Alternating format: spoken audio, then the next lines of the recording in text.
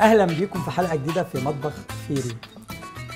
النهارده هنعمل لكم وصفه انتوا اللي اخترتوها بناء على رغباتكم. تعالوا نشوف انتوا اخترتوا اي طبق عشان نعمله مع بعض كده بمنتهى السهوله ان شاء الله، ويا رب دايما نكون عند حسن ظنكم.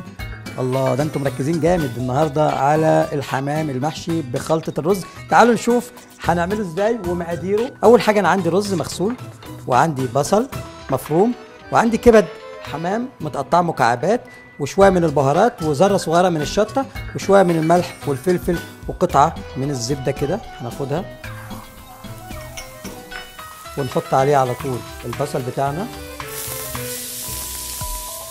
وبعدين نقلب فيدوب يدبل شويه. بعد كده هنزل عليه بالكبد بتاعه الحمام، احنا مقطعينها قطع صغيره كده بسرعه سريعه. وبعدين نديله بقى النكهات بتاعتنا اللي هي شويه سنه صغيره من الشطه، وكمان او جوز الطيب، وشويه من البهارات، وكمان ذره كمون صغيره. وبعدين هننزل بالرز بتاعنا المغسول ونديله شويه ملح، وهنديله كميه من المرق عشان الرز ده لازم يستوي معانا على الاقل 90% سوا. هقول تاني، طبعا اللي يعرفوا الريزوتو دي بنفس الطريقه بتاعت الريزوتو، ولكن هنا احنا هنعمل بيها حشوه للحمام. عاده الحمامه بتبقى كده، فنيجي عند الرقبه وندخل صباعنا كده بالراحه، شايفين اهو، ونضغط كده بين الجلد واللحم، نضغط بين الجلد واللحم كده لغايه ما توصل معايا لغايه البطن. دي عمليه التوريق بتاع الحمام، لان انا هحشي الرز هيبقى في المكان ده. وبعد كده عندي الرز بتاعي اللي احنا سالقينه زي ما قلنا 75% سوا، هنقعد نملى بيه الحماميه كده بالراحه لغايه ما، لازم يكون بارد طبعا، لان لو سخن هيخلي الجلد بتاع الحمام يقفش معايا وما استفادش بيها. بعد ما نخلص كده ونملى كل الحمام بتاعنا بين الجلد واللحم، هنزله في ميه فيها بصل وجزر وكرفس وورق لورا وشويه من الحبهان، وكمان لو عندي عود زعتر بدخلها معاها، واسيب الميه بتاعتي لغايه ما تغلي. اول ما بتغلي معايا الميه، اول ما بتغلي هنزل فيها الحمام بتاعنا، هيقفش معانا، هوريكم دلوقتي بس بعد ما نملاها كده.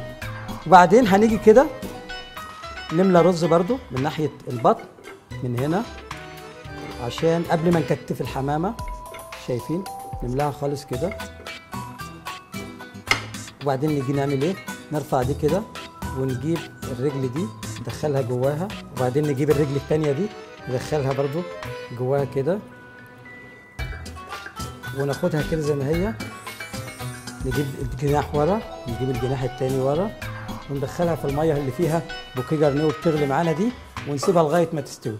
اول ما هتستوي هنجيب نص كوبايه زبادي مع معلقتين زيت نخلطهم مع بعض، وبعد كده ندهن بهم الحمام وندخلهم تحت الشوايه، وده اللي احنا هنشوفه دلوقتي حالا لان انا مجهز كميه.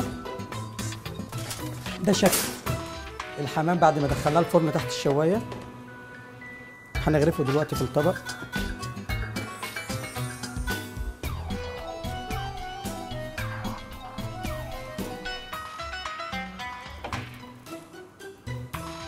وده شكل الحمام النهائي بعد ما خدناه كده تحت الشوايه. احنا قلنا معلقتين من الزبده مع نص كوبايه من الزبادي، بنخلطهم على الحمام كده ونحمره بالشكل ده او نشويه تحت الشوايه، يطلع معاكم جميل جدا. جربوه، دايما انتظرونا في حلقات جديده في مطبخ فيري.